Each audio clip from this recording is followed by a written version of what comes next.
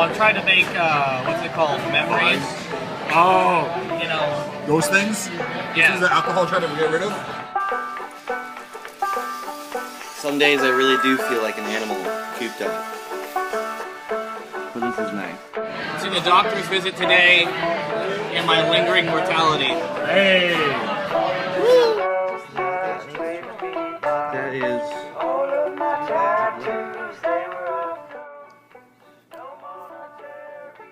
I'm just freaked out.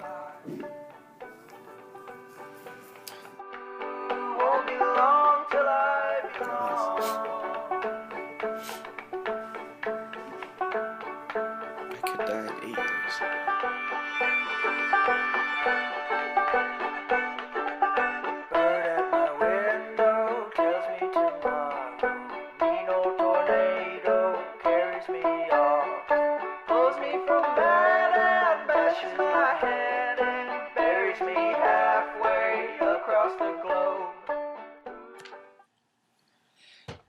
So it's been a little more than a week since my last cancer diary, and a lot of stuff has kind of happened and also not happened during this past week and a half. So this is just your informational vid on what my body is currently going through. So basically on Friday, doctor, we had kind of the prognosis conversation. And out of that conversation, a lot of numbers were thrown out, such as I will last the next decade. For those of you who can't count, that is 7 years. Just kidding. Or people have passed from this after 2 or 3 years of treatment.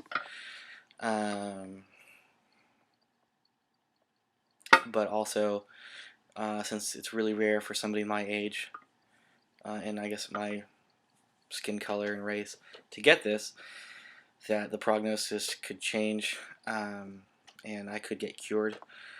I don't know. He says he's not anywhere close to having a terminal conversation, but Friday was probably as pretty close as it's going to get for a while. Other things about Friday that was kind of jarring is that the chemotherapy might make me sterile. So, yeah.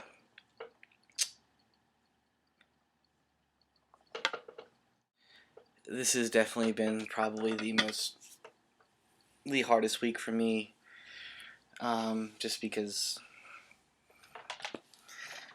the information just gets tighter and the details get more serious.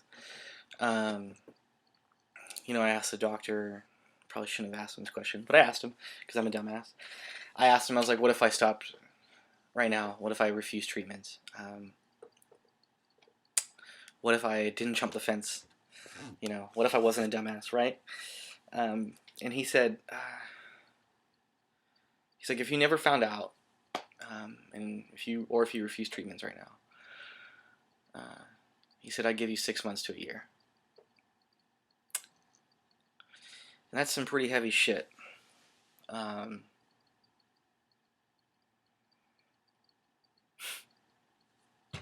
Just fucked up. On to a lighter note, I'd like to find a way to pay bills, so I can pay my student loans. Because, I mean, I'm going through this, I still need to pay that off. And so, I'm a writer. If anybody knows anything I can do, like, write as far as, like, a column on, I don't know, macaroni cheese to a music or to a movie, I'll write your girlfriend love letters for you. Pretty good at it. Girls like letters from me, from what I've been able to gather. Anyways, or I don't know, design work. I don't know, anything. I guess copywriting, editing, something. If I can make $5, $10 here, that'd be great. So I don't have to keep on asking my parents for money. Not keep on asking, but I don't know. I just want to like make things as easy as possible for everybody. So I did get a grant for my medicine though, so 10 grand for my pills, which is cool. So it's the most I've ever paid for pills in my life. Ha ha ha. So yeah. So in trying to stay positive, I've made kind of like a goal list. Does anyone feel like this shirt just makes my neck just look weird? My shoulders? I don't know. Maybe you can respond to that later.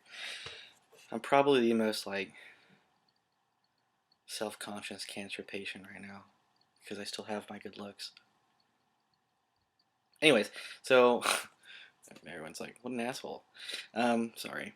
So yeah, this video is just me today. So I'm really sorry, older people who really didn't know me growing up, and now they're kind of getting to know the Cancer Brady who has the heart of a young man and the mouth of a sailor.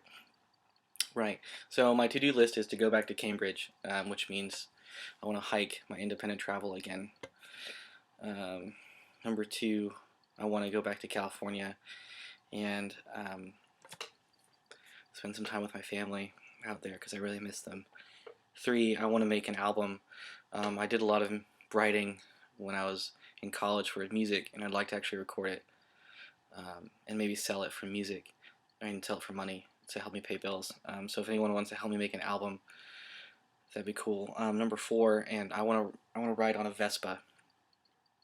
I want to ride a Vespa into the sunset with a girl on the back, and possibly a pouch with Capri Sun in it and some licorice.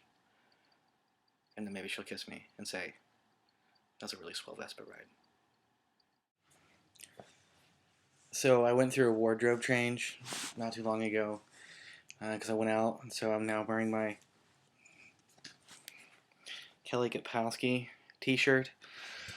I just felt like that was really appropriate for dinner. I want to also take the time to kind of finish up this video by saying thanks to all the people who sent me get well cards. It's really meant a lot to me because every day is different for me, and I'm trying my hardest, to be good, to be in good spirits. But every time like I actually get a card from somebody, or somebody send me a message or leaves me a voicemail, and I know I don't return all of it, but it really means a lot. I probably need to be more on top of it as far as returning phone calls and cards and things like that. But I just want to say thank you. It just God, so it really helps. So now people who are sick love letters.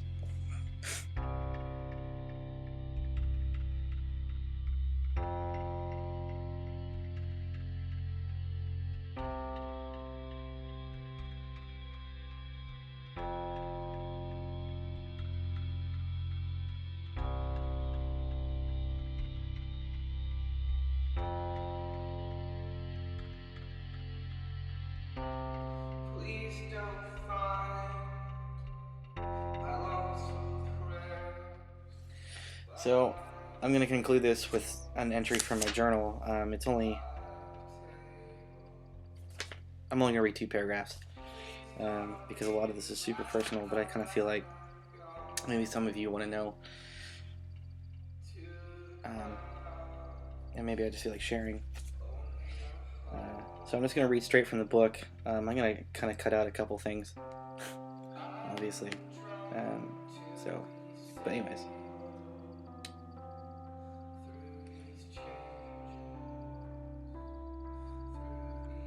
It might as well have been raining the day I found out I had cancer, but it wasn't. I wish it would have rained that day, sitting in the back of the ambulance. Instead, the sun was shining, people were commuting to work, and friends were sleeping in just because they could. But there was I, wishing it would rain. The rain would have slowed everything down. I would have time to actually tell the girl that I've never met how much she means to me. And now why it had to be now. I'd have time to cry instead of waiting for my pulse to slow down, and for the nurses to strap on just one more squeezable bag.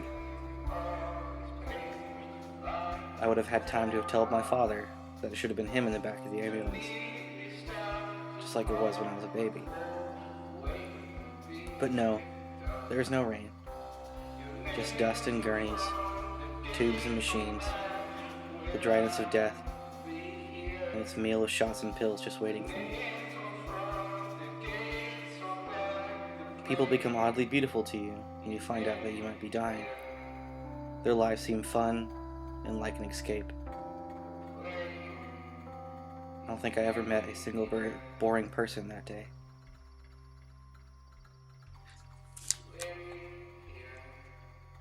No tears. Kick it.